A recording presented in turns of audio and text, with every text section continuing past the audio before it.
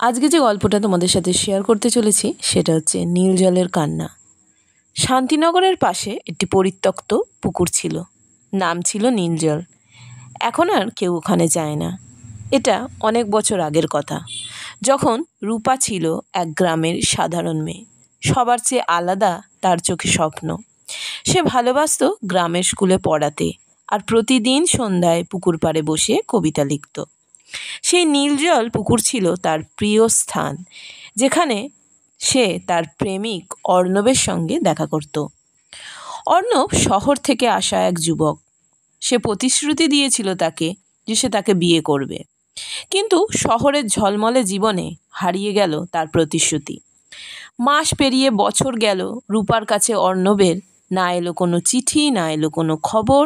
সে তো ফিরে এলোই না। রূপা অপেক্ষা করতে করতে একদিন সেই পুকুরেই ঝাঁপ দিয়ে নিজের জীবন শেষ করলো। গ্রামের লোকেরা বলতো সে রাতেও পুকুর পাড়ে বাতাস থমকে গিয়েছিল। পরদিন সকালে তার মৃতদেহ যখন তোলা হলো, তার হাতে ছিল একটা খাতা। শেষ লাইনে লেখা ছিল, তুমি ফিরবে না জানি, তবু আমি এই জলে রেখেছি অপেক্ষার চিহ্ন। সেই পুকুরে আর যায় না, কিন্তু গ্রামের ছেলেমেয়েরা বলে প্রতি পূর্ণিমার রাতে এক মেয়ে নাকি সেই পুকুর পাড়ে বসে কাঁদে। সে কারো দিকে তাকায় না, শুধু তাকিয়ে থাকে জলের দিকে, যেন আজও অপেক্ষা করে আছে কারো জন্য। লোকজন বলে পুকুরের জল নাকি মাঝে মাঝে নীল হয়ে ওঠে। সেই নীল জল যেন আজও রূপার দুঃখে কাঁদে।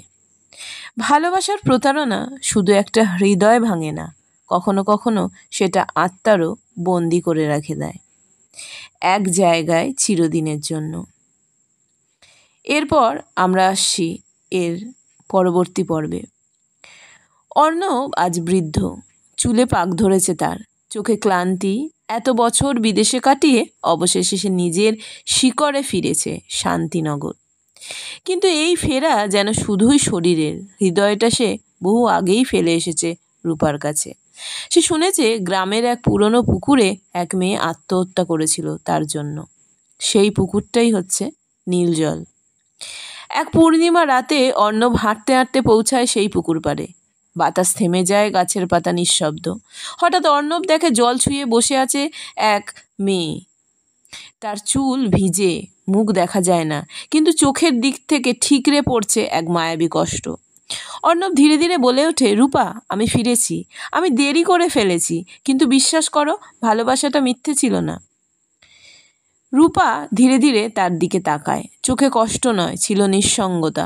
সে বলে, না কিছু, শুধু একটিবার হাত বাড়ায়। হঠাৎ এক ঝটকায় বাতাস বেড়ে যায়, পুকুরে বড় বড় ঢেউ ওঠে, চারপাশে ঝাপসা হয়ে যায়।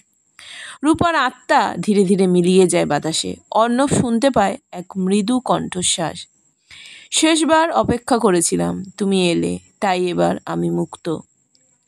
পরদিন সকালে গ্রামের লোকেরা দেখে অর্ণব পুকুর পাড়ে নিঃসাড় হয়ে বসে আছে। তার মুখে শান্তির ছাপ, বুকে আঁকড়ে ধরা সেই পুরনো কবিতার খাতা, এবং তার পাশে এক পাতলা সাদা ওড়না উড়ছে হাওয়ায়, যেটা কেউ খুঁজে পায় না আর। ভালোবাসা কখনো মুছে যায় না, শুধু সময়ের ভুলে হারিয়ে যায়। কিন্তু আত্মা যদি অপেক্ষা করে, ভালোবাসা একদিন ফিরেই আসে, হয় দেরিতে, নয়তো চিরতরে। শান্তিনগর গ্রামের মানুষ আজও সেই পুকুরটিকে ঘিরে ভয় পায়, কিন্তু আর তাদের কাছে কিন্তু আতঙ্ক নেই। কারণ সেই দিন, যেদিন অর্ণব পুকুর পাড়ে নিঃসাড় হয়ে বসেছিল রূপার কবিতার খাতা হাতে, সেই দিন থেকে আর কেউ রূপার আত্মাকে দেখেনি। কিন্তু হঠাৎ একদিন নতুন এক আগন্তুক আসে। সে হচ্ছে সুদীপা, এক তরুণী লেখিকা। শহর থেকে এসেছিল শান্তিনগরে পুরনো লোককথা নিয়ে গবেষণা করতে। সে শুনেছিল নীলজল পুকুরের গল্প, এবং এক রাতে একা পুকুর পাড়ে গিয়ে বসে কবিতা লিখতে লিখতে। ঠিক তখনই জলের ওপরে হালকা কুয়াশার ভেতরে দেখা যায় এক পুরুষ আর এক নারীর অবয়ব। সুদীপা ভয় কাঁপছিল, কিন্তু তারা কিছু বলে না, শুধু তাকিয়ে থাকে একে অপরের চোখে। তাদের মুখে শান্তি, কোনো কষ্ট নেই। তারপর ধীরে ধীরে তারা মিলিয়ে যায় রাতের অন্ধকারে। পরদিন সকালে সুদীপা পুকুর পাড়ে খুঁজে পায় একটা ছোট্ট পত্র, রূপার হাতে লেখা, হয়তো আত্মার শেষ অনুভব।